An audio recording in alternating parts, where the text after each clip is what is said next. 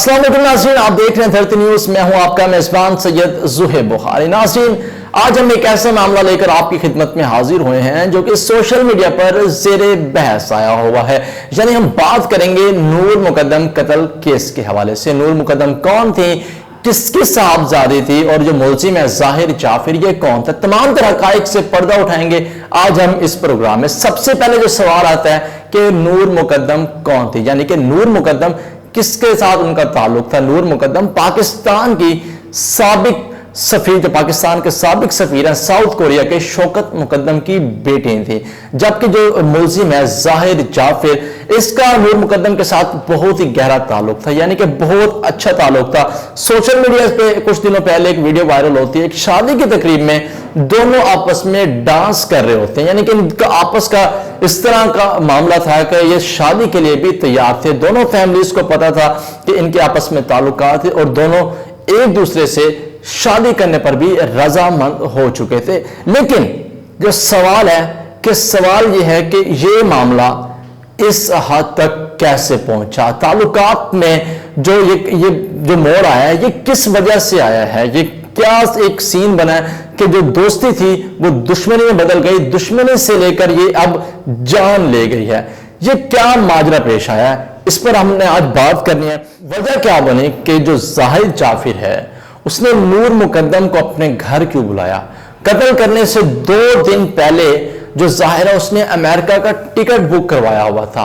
ये क्या मामला था कि उसने ज़ाहिर ने नूर का सर तन से जुदा कर दिया। 2 दिन पहले जो ज़ाहिर ने जिस दिन कत्ल करना था, जिस दिन ये वारदात करनी थी, उसे 2 दिन पहले जो ज़ाहिर था उसने अमेरिका का टिकट बुक करवा रखा था और 19 तारीख को जो ज़ाहिर था उसने नूर को फोन करके अपने घर बुलाया। 19 तारीख को जब ज़ाहिर ने नूर को अपने घर बुलाया तो नूर उसके घर चले गए, लेकिन इसी दौरान रात 4:30 बजे नूर घर की बलाई छत से छलांग लगाती है और वो नीचे गिर पड़ती है। गिरते ही वो भागती है, डर एक खौफ से सामने ही लगे सिक्योरिटी कैबिन में वो भाग जाती है। ऊपर से ज़ाहिर आता है भागता, वो उसको बालों से पकड़ता है और उसको दोबारा उठाकर ऊपर ले जाता है। वो चीखो पुकार करती है, सिक्योरिटी के लोग आते हैं, इर्द गिर्द सोसाइटी के लोग आते हैं, वो उसके नूर की चीखो पुकार को सुनते हैं, लेकिन किसी ने ये जहमत ना की कि वो नूर की पुकार को सुने और उसको बचाने की कोशिश करें।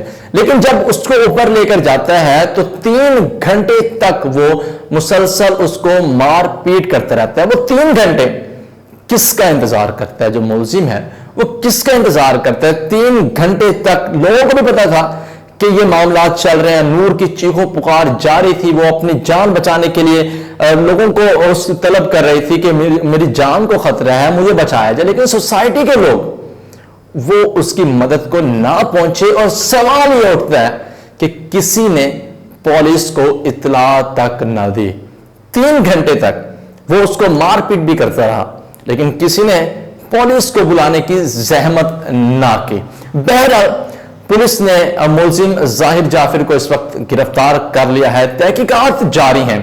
लेकिन पुलिस का इस सारे सिनेरियो में क्या मौक़िफ़ है, पुलिस क्या कह रही है, और जो मुलजिम है ज़ाहिर जाफिर वो क्या मुतालबात करता है। वो अपने आप को अमेरिका का शहरी, वो कहता है कि मैं अमेरिका का शहरी हूं, मुझे उस हिसाब से प्रोटोकॉल दिया जाए, मैं पाकिस्तान का शहरी नहीं हूं। लेकिन जिस सहन में वो उसको मारपीट करता रहा, उस सारी जो वीडियो है वो सीसीटीवी की वो रिकॉर्ड हो रही थी, तमाम तर मामला उसमें रिकॉर्ड हैं, लेकिन जो सीसीटीवी फुटेज है वो अब तक मीडिया को नहीं दी गई। क्यों नहीं दी गई आपको आगे चल के बताएंगे।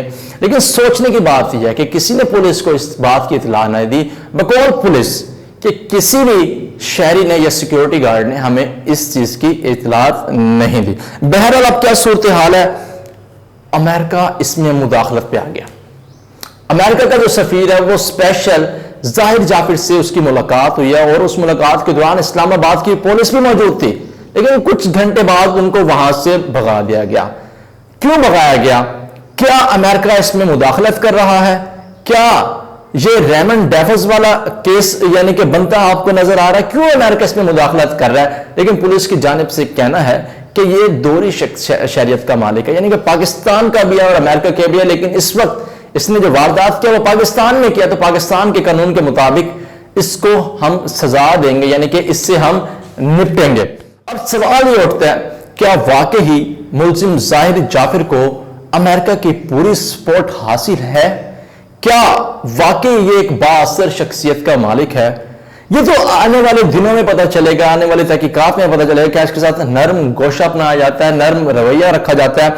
انویسٹیگیشن کس طرح سے کی جا رہی ہے؟ اس وقت جو پولیس ہے انویسٹیگیشن کس طرح کر رہی ہے؟ ریمانڈ پہ ریمانڈ ہو رہا ہے، ریمانڈز پہ ریمانڈز چل رہے ہیں، 3 روزہ 4 روزہ اس وقت ظاہر جعفر کے ریمانڈز چل رہے ہیں۔ لیکن اس وقت اگر ہم حکومت کی بات کریں تو حکومت کی طرف سے اس وقت چپ سادھ لی گئی ہے۔ کیا یہ امریکہ کے تعلقات کو دیکھ کر یہ چپ سادھی گئی ہے؟ یہ کچھ اور وجہ تھی، لیکن جو عمران خان کی جو گورنمنٹ ہے اس کا ایک واضح مطالبہ ہے کہ مدینہ کی ریاست، کیا مدینہ کی ریاست میں رہنے والوں کو کوئی انصاف نہیں ملتا؟ کیا قانون کی بالادستی نہیں ہوتی؟ یہ ایک سوچنے کی بات ہے۔ لیکن ہم آگے بڑھیں، حقائق کی بات کریں۔